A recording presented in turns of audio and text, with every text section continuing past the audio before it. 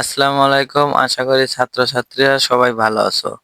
Class ৩য় শ্রেণীর ৫ম অধ্যায়, জীবজগৎ ও প্রকৃতির প্রতি ভালোবাসা। প্রকৃতি ও জীবজগতের পরিচয়।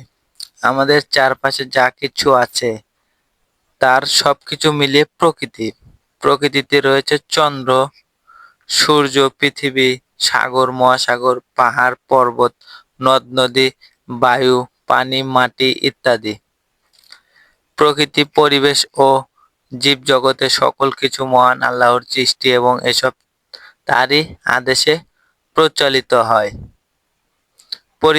হয়। এ সকল কিছু আমাদের জন্য মহান আল্লাহর নিয়ামত। মহান আল্লাহ প্রকৃতিতে জড় ও জীবের সৃষ্টি করেছেন।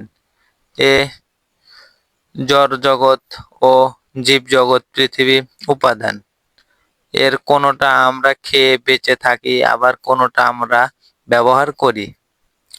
যেমন গাছপালা থেকে আমরা ফলমূল পাই, জীবজন্তু থেকে আমরা নানা রকম খাদ্য পাই।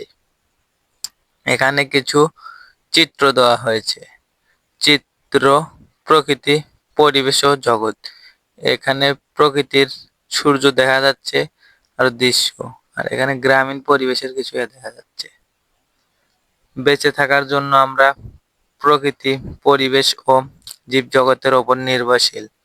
আমাদের বাঁচার জন্য পানি দরকার। পানির অপর নাম জীবন। অক্সিজেন ছাড়া আমরা শ্বাস প্রশ্বাস নিতে পারি না।